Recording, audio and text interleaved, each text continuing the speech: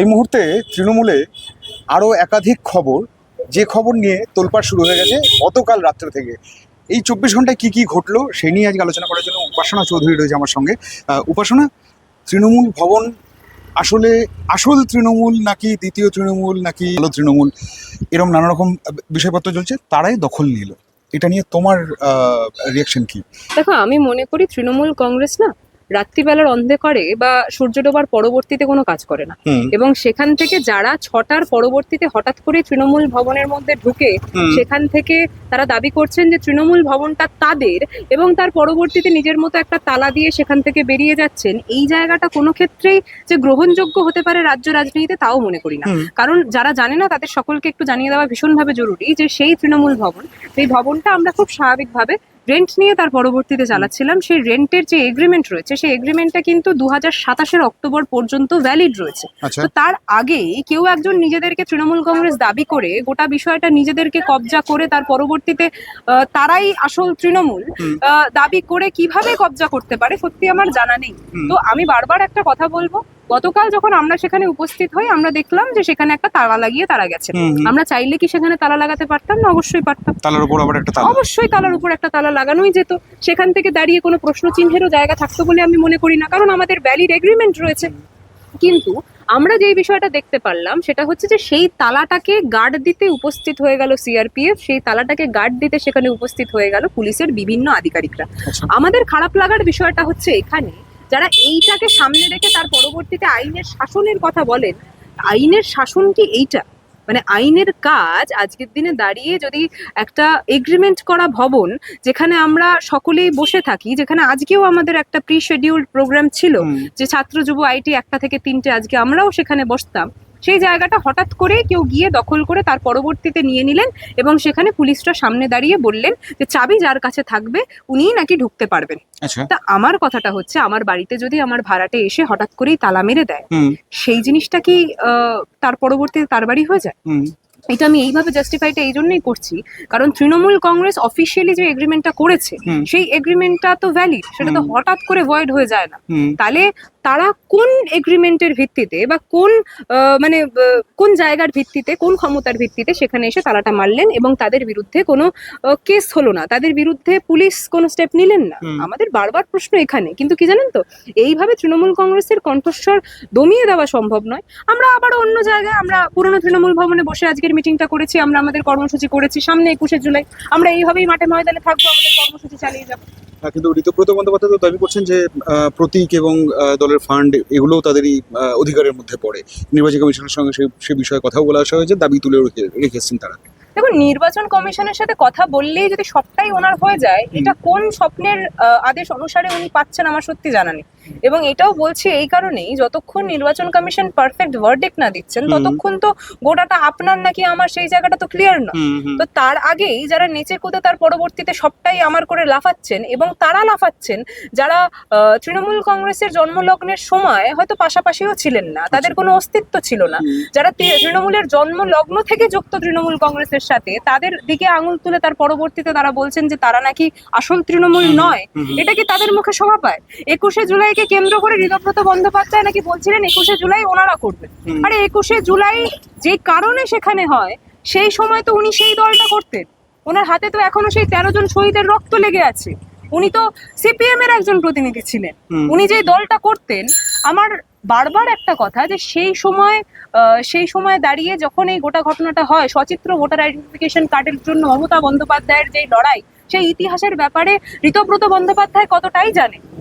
এবং সেখান থেকে যখন সেই 21শে জুলাইয়ে তার অধিকার আছে সেই জিনিসটা পেশ করে তারা কোর্টে যায় বা বিভিন্ন বড় সাহেবের আদেশ অনুসারে বিভিন্ন কাজকর্ম করে, এইটা কি সাধারণ মানুষ ভীষণ ন্যাচারালি নেবে? আমার মনে হয় না। এবং কেন আরো মনে হয় না যে নতুন সরকার গড়ার পরবর্তীতে আপনারা বিজয় মিছিলে অত ভিড় দেখেননি যতটা মমতা বন্দ্যোপাধ্যায়ের 1 ঘন্টার নোটিশে রাস্তায় আপনারা যেই ভিড়টা দেখেছেন। এটা মমতা বন্দ্যোপাধ্যায় ম্যাজিক। মমতা বন্দ্যোপাধ্যায়কে মানুষের হৃদয় থেকে এইভাবে বের করা যাবে না দাদা। একটা জিনিস উপাসনা, গতকালকের এই ভবনের যারা মালিক আর কি, মানে গতকাল থেকে তারা আশঙ্কায় ভুগছেন যে ভবনটা আসলে কি হবে। তারা তো ভাড়া দিয়েছেন, সেই ভবনের ভবিষ্যৎ কি হবে, তারা কি আলটিমেটলি ভবনটা কি বেহাত হয়ে যাবে কিনা, এরকম একটা আশঙ্কা চলছে, তুমিও সেটা জানো। এই পরিস্থিতিটা কোন দিকে যেতে পারে তাহলে? দেখুন, এই পরিস্থিতিটা কোন দিকে যাবে সেটা আইন প্রশাসন সবটাই দেখবে বলে আমি মনে করি। আমরা লিগ্যাল প্রসেসেই চলছি এবং আমরা কোনো আইন হাতে নিয়ে তার পরবর্তীতে কোনো কিছু করব না। যেটা বেসিক আইন আমাদের সকলের কাজ পর্যন্ত প্রদান করে সেগুলো মান্যতা দিয়েই আমরা করতে চাই। যেটার উদাহরণস্বরূপ আমি বললাম যে গতকালে ওই তালার উপর তালা লাগানো সম্ভব ছিল, কিন্তু তৃণমূল কংগ্রেস করেনি সেটা। কিন্তু আজকে আমাদের এই দৃশ্যটাও দেখতে হবে যে আমাদের এই সৌজন্যতা, আমাদের এই ভালো ব্যবহার, এটা কোনোদিন আমাদের উইকনেস হতে পারে না। এটাকে যদি কেউ উইকনেস হিসাবে দেখে বা পোর্ট্রে করার চেষ্টা করে তাহলে তারা ভুল ভাবছে। বুঝতে পেরেছি। গতকালের এই ঘটনার জেরেই আজকে দেখা গেল চন্দ্রিমা ভট্টাচার্য ছাড়লেন, মানে সমস্ত পদ ছাড়লেন। এখনো পর্যন্ত তৃণমূল ছেড়েছেন এটা এখনো পর্যন্ত জানাননি উনি। চিঠি দিয়ে তিনি পদত্যাগ করেছেন। একটা জিনিস তুমি আমায় বলো, সেটা হচ্ছে যে চন্দ্রিমা ভট্টাচার্য দল ছাড়ার পর, মানে চিঠি দিয়ে বিভিন্ন পদ ছাড়ার পর দাবি করেছেন যে তিনি কার্যত কোনো কিছুই করতে পারছিলেন না। মানে তিনি তো ছিলেন অর্থমন্ত্রী, কিন্তু বাজেট কি হবে সেটা তিনি কখনোই জানতেন না। তাকে নাকি বাজেট নিয়েও নাকি তার সঙ্গে আলোচনা করা হতো না। এটা নিয়ে কি বলবে তুমি? ওনার সাথে আলোচনা করার তো বিষয় নয়, উনিই তো আলোচনাটা করবেন। উনি তো সেই জায়গায় বসেছিলেন যেখান থেকে দাঁড়িয়ে উনি প্রপোজালটা দেবেন, উনি বলবেন, উনি গোটা বিষয়টা দেখবেন। তাহলে আজকে যখন উনি হঠাৎ করে বলছেন যে ওনার নাকি আলোচনা করার জায়গায় ছিল না, তাহলে উনি কেন বেফালতু সেই পদ্মা নিয়ে বসেছিলেন? যাতে ওনার নামের পাশে মন্ত্রী জায়গাটা ব্যবহৃত হতে পারে, নাকি উনি সেই মন্ত্রিত্বের যে বিভিন্ন যে সুবিধাগুলো রয়েছে সেইগুলো উনি পেতে পারে? আজকে এইসব প্রশ্নগুলো তো স্বাভাবিকভাবে উঠে আসবে যখন চন্দ্রিমাদি এই কথাটা বলছেন। আমি বারবার বলছি, চন্দ্রিমাদি আমার থেকে অনেক সিনিয়র মানুষ এবং আমার পারিবারিক শিক্ষা কোনো ক্ষেত্রে এটা নয় যে কোনো একজন সিনিয়র মানুষকে সামনে রেখে কাঠগড়ায় দাঁড় করিয়ে তার পরবর্তীতে আমি প্রশ্ন করব। কিন্তু আজকে যেই বাংলায় আমি বাস করছি সেখান থেকে আমার বাংলাকে বাঁচানোর একটা শিক্ষা যেটা আমরা সকলে শিখেছি সেটা হচ্ছে এইটা, যে যদি কেউ ভুল করে তখন তাকে ভুলটা ধরিয়ে দেওয়া ভীষণভাবে জরুরি। আজকে যখন চন্দ্রিমাদি এই কথা বলছে, খুব স্বাভাবিকভাবে সাধারণ কর্মীদের মাথায় এই জিনিসটা আসছে, যেই দিন আপনার ছেলে ওই ঋত তৃণমূলের পক্ষে চলে গেছিল তখন তো আপনি কোনো বক্তব্য রাখেননি। তখন আপনি মনে করেছিলেন আপনার ছেলের মত আলাদা, আপনার মত আলাদা, সেটাকে আমরা সম্মান করেছিলাম। তারপরেও যখন মমতা বন্দ্যোপাধ্যায় আপনাকে এতদিন যে ভরসাটা করেছিলেন, তারপরেও 4 তারিখের পরবর্তীতে যেই ভরসাটা এখনো আপনার উপর করলো, সেই ভরসাটাকে ভেঙে আপনি যেই রূপটা দেখালেন, এই জিনিসটা কি আজকের দিনে বাংলার তৃণমূল কংগ্রেসের কোনো কর্মী গ্রহণ করবে? কিন্তু চন্দ্রিমা ভট্টাচার্য তো দাবি করেছেন যে মমতা বন্দ্যোপাধ্যায় নাকি তাকে বলেছেন যে তৃণমূল ভবনটা ওদের হাতে তুলে দিলে। এইটাই নাকি তার মনে হয়েছে, একটি কথাতেই তার মনে হয়েছে যে তার বিশ্বাসযোগ্যতা নেই। কোথাও কোথাও তিনি মানে কোথাও আত্মসম্মানে লেগেছে, যে কারণে তিনি দল ছাড়ার সিদ্ধান্ত, মানে এই পদত্যাগের সিদ্ধান্ত তিনি নিয়েছেন। মমতা বন্দ্যোপাধ্যায় পরিবারের সবচেয়ে সিনিয়র। এবার আপনি ভেবে দেখুন যে সেই সিনিয়র আমাকে ফোন করে যদি কোনো একটা কথা বলে, উনি আমার সাথে আলাদা করে ফোনে কথা বলছেন, সেই কথাটা হঠাৎ করেই মিডিয়ার সামনে তুলে ধরে তার পরবর্তীতে এই জিনিসটা প্রকাশ করা যে আমার কতটাই খারাপ লেগেছে, সেখান থেকে দাঁড়িয়ে আমি আর তৃণমূল কংগ্রেস করতে পারবো কিনা একটা বড় প্রশ্ন। এইটা কি অত্যাধিক হাস্যকর নয়? মানে এইটা এমন হয়ে যাচ্ছে, একটা আমাকে এক্সাম্পল তুলে ধরতে হতো, আমি একটা সুযোগ পেয়েছি, ছুতো পেয়েছি, সেই জিনিসটা আমি তুলে ধরছি। আমার কথাটা হচ্ছে, মমতা বন্দ্যোপাধ্যায়কে তো বহুদিন উনি দেখেছেন, বহুদিনের যুদ্ধের সাথে উনি যুক্ত ছিলেন। আমরা এখন দেখতে পাচ্ছি সেই সুযোগ আমরা এখন পাচ্ছি। তো আমার কথাটা হচ্ছে যে যেই সুযোগ আমরা এখন পাচ্ছি, সেই সুযোগটা যখন উনি এতদিন ধরে পেয়েছেন, দিদিকে এত ক্লোজলি দেখেছেন, ওনার যুদ্ধের সাক্ষী উনি ছিলেন, হঠাৎ করে এই জিনিসটা মনে হওয়ার বিশেষ কারণ, এই প্রশ্নটাও তো উঠে আসছে। সেই পরিবার থেকে আসলে কি জানেন তো, মানে সেখানে কি তোমার অজুহাত ব্যাপারটা মনে হচ্ছে? অবশ্যই অজুহাত। কারণ এই জিনিসটা কোনোদিন একটা পোক্ত কারণ হতে পারে না যে হঠাৎ করেই আমি মমতা বন্দ্যোপাধ্যায় থেকে দূরে সরে তার পরবর্তীতে মমতা বন্দ্যোপাধ্যায় থেকে সাথে যে সবচেয়ে বেশি বেইমানি করলো সেই ঋতব্রত শিবিরে আমি যুক্ত হব। আমরা দেখলাম যে আজকে ঋতব্রত বন্দ্যোপাধ্যায়ের সাথে উনি কিভাবে বসে তার পরবর্তীতে নিজস্ব বক্তব্য রাখছিলেন। তো সেখান থেকে আমি বলতে চাই যে এই উদাহরণের দরকার ছিল, অজুহাতের দরকার ছিল। ওই হাতটা উনি পেয়ে গেছেন, ওই হাতটা ধরেই উনি এগিয়ে যাচ্ছেন। কিন্তু আমরা যার উপর ভরসাটা করেছিলাম, আমাদের খারাপ লাগার জায়গাটা একটা জায়গাতেই, যে এতদিন তাহলে মুখোশ পরার কোনো দরকার ছিল না। যে মুখোশটা উনি এতদিন পরেছিলেন, এই মুখোশটা পরার তো কোনো দরকার ছিল না দাদা। কেন এতদিন পরে তার পরবর্তীতে মানুষের বিশ্বাস নিয়ে উনি ছিনিমিনিটা খেললেন? কেন এতদিন ধরে উনি পদ্মা ধরে বসেছিলেন? কেন উনি মন্ত্রিত্বের সকল সুবিধাটা ভোগ করলেন? কেন হঠাৎ করেই যখন তার ছেলে অন্য একটা দলে যুক্ত হলো তখন উনি মৌনব্রত পালন করলেও তার পরবর্তীতে হঠাৎ করেই মনে হলো যে না, ছেলেকে বাঁচাতে গেলে আরেকটু শক্ত খুঁটি লাগবে, এবং সেই শক্ত খুঁটির নাম হচ্ছে চন্দ্রিমা ভট্টাচার্য, তাই মাকেও হয়তো সেই দিকে যেতে হবে। কেন এই জিনিসগুলো মনে হলো? আমি বারবার একটা কথা বলছি, আমরা অনেকটা বয়সে ছোট, সিনিয়রকে নিয়ে কথা বলা বা প্রশ্ন করা সেই জিনিসটা আমার পারিবারিক শিক্ষা নয়। কিন্তু রাজনৈতিক ময়দানে যখন আমরা রয়েছি, যেটা ভুল সেটাকে কণ্ঠ ছেড়ে ভুলই বলবো, এবং দিদির সাথে যারা বেইমানি করবে তারা আমাদের চোখে বেইমানি থাকবে। আজকে মমতা বন্দ্যোপাধ্যায় একটি ফেসবুক লাইভ করেছেন, সেখানে এসে খুব ক্যাটাগরিক্যালি একটা কথা বলেছেন, আমি এখনো বেঁচে আছি, আমি যতক্ষণ আছি ততক্ষণ লড়াই হবে, একদম। আর এত সহজে আমি যাচ্ছি না। সুতরাং কর্মীরা যেন ভরসা রাখেন, নেতা নয় কর্মীদের উপর তিনি ফোকাস করছেন। এই মমতা বন্দ্যোপাধ্যায় কি একটু চেঞ্জ হচ্ছেন? মানে আমি চেঞ্জ হচ্ছেন মানে আমি এটা বলছি বরাবর এই ধারাটাই তার ছিল, মানে কোথাও কি এটা মনে হচ্ছে যে তিনি নিজের বেসে ফিরে যাচ্ছেন, যে বেস তাকে আজকে একটা সময় বিরোধী নেত্রী হিসেবে তুলে ধরেছিল, মুখ্যমন্ত্রী হিসেবে তুলে ধরেছিল, সেই জায়গায় ফিরে যাচ্ছেন দেখুন, আবার? তৃণমূল কংগ্রেস না কর্মী দ্বারা চালিত দল, কর্মী দ্বারা বানানো দল ছিল। সেটা মাঝখানে হয়তো বিশেষ কারণ স্বরূপ নেতা দ্বারা হাইজ্যাক্ট হয়েছিল, কিন্তু আবারও তৃণমূল কংগ্রেসের কর্মীরাই কিন্তু সেই প্রথম সারিতে বসছে। আমি নিজেকে তৃণমূল কংগ্রেস কর্মী হিসাবেই বরাবরই পেশ করে এসেছি, এবং এই শিক্ষাটা অন্য কারোর থেকে নয়, এই শিক্ষাটা স্বয়ং শিখিয়েছেন আমাদের নেত্রী মমতা বন্দ্যোপাধ্যায়।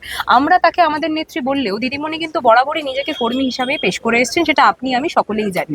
এবার যে ব্যাপারটা হচ্ছে যে নেতারা পালিয়ে যায়, নেতারা ভয় পায়, নেতাদের অনেক কিছু বাঁচানোর থাকে, কর্মীদের তো সেই কোনো ভয় ডর নেই। আমরা তো আজকের দিনে দাঁড়িয়েও একা একা রাস্তাঘাটে ঘুরে বেড়াচ্ছি, আজকের দিনে দাঁড়িয়েও আমরা বুক চিপিয়ে লড়াই করছি, কণ্ঠ ছেড়ে সত্যি কথা বলছি।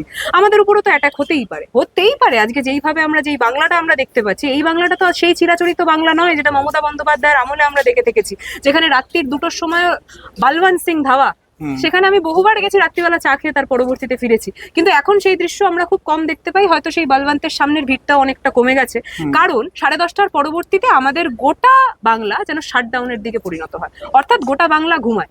এবার ব্যাপারটা কি হচ্ছে, এই যে কলকাতা যেটা কোনোদিনই ঘুমাতো না এই হিসাবেই পরিচিত ছিল, সেই জায়গাটা কিন্তু আস্তে আস্তে চেঞ্জ হচ্ছে। শুধুমাত্র তাই কেন, আরো কেন চেঞ্জ হচ্ছে, সেটা হচ্ছে নতুন সরকার গড়ার পরবর্তী এই জিনিসটা যেন বারবার স্পষ্ট করে দিচ্ছে যে এরকম যদি ঘটনা ঘটতেই থাকে, খুব স্বাভাবিকভাবে কোনো মেয়ে সুরক্ষিত নয়, এবং কোনো মেয়ে যদি সুরক্ষিত নাই হয় তাহলে তারা কি করে বেরোবে। অনেক জিনিসপত্র রয়েছে, সেইগুলোকে কেন্দ্র করেই আমরা এই দৃশ্য দেখতে পাচ্ছি। এবং একটা কথা বলতে পারি যে যারা এই উইপোকাদেরকে ঠাঁই দিচ্ছে, এই কথাটা বহুবার বলেছি, আবারও বলছি, যারা এই উইপোকাদেরকে ঠাঁই দিচ্ছে সেই আসবাবপত্র খুব জলদি ভেঙে পড়বে, আর সেই আসবাবপত্রতে টোকা মারার দায়িত্ব তৃণমূল কংগ্রেসের কর্মীরাই নেবে। কিন্তু তোমার কি মনে হয় যে ওই পোকাদের যাদের চলে যাওয়ার কথা, মানে যে ওই পোকাদের তুমি এক্স্যাক্টলি মিন করতে চাইছো, তারা সবাই চলে গেলেন নাকি কিছু কিছু এখনো পর্যন্ত রয়েছেন যাদের চলে যাওয়ার? যদি কেউ মুখোশ পরে থাকে তাহলে তারা আগামী দিনে বিদায় নেবে। আসলে কি জানেন তো, এখানে আমরা উই পোকা যাতে দূরে সরে থাকে সেই জন্য কিন্তু একটা আলাদা করে ওষুধ পাওয়া যায়, সেই ওষুধটা ইতিমধ্যেই আমরা ফেলে দিয়েছি, আমরা কর্মীরাই ফেলেছি। তো সেখান থেকে যে উই পোকাগুলো এখনো নন চরচর করছে তৃণমূল কংগ্রেসের মধ্যে, যদি কেউ থেকে থাকে, আমি বারবার বলছি there is a very big question of যদি কেউ থেকে থাকে, সেইগুলো আগামী দিনে বিদায় নেবে, এবং সেই স্বচ্ছ তৃণমূল কংগ্রেসকে নিয়ে আমরা আগামী দিনের এই ব্যাটনটা লড়বো এবং এই লড়াইটা আমরা চালিয়ে যাবো। লাস্ট কোয়েশ্চেন, 21শে জুলাই নিয়ে এখনো পর্যন্ত প্রস্তুতি কি ভাবনা, কিভাবে এগোচ্ছ তোমরা? এত ভাবনা যদি বলে দিই তাহলে সাসপেন্স থাকবে না। আচ্ছা, তার মানে আর যদি এটাতে একটা কিছু সাসপেন্স থাকছে? অবশ্যই আছে সাসপেন্স, অবশ্যই আছে, চমকও আছে, তার মানে চমক আছে। ঠিক আছে, মমতা বন্দ্যোপাধ্যায় যেখানে দাঁড়ায় ওটাই তো চমক। তো সেখান থেকে 21শে জুলাই আমরা করছি কর্মীদের উপস্থিতিতে, 21শে জুলাই হবে, এবং 21শে জুলাই তো আমাদের কাছে একটা মঞ্চ নয়, 21শে জুলাই আমাদের কাছে সেই জায়গা, যেই জায়গাটাকে মাথা ঠুকে তার পরবর্তীতে আমরা আগামীর লড়াইটা করি। তো সেখান থেকে দাঁড়িয়ে এই যে তৃণমূল কংগ্রেসকে দেখতে পাচ্ছেন, সেই তৃণমূল কংগ্রেসের প্রত্যেকটা মানুষের কণ্ঠস্বরে আবারও উঠে আসবে জয় বাংলা, আরো তীব্র কণ্ঠে উঠে আসবে জয় বাংলা, এবং 21শে জুলাই সেই জমায়েত দেখে আপনারাও বলবেন যে উপাসনা সাসপেন্সটা রেখেছিল, ভালো করেছিল, না হলে হয়তো সেই মশলাটা পেতাম না।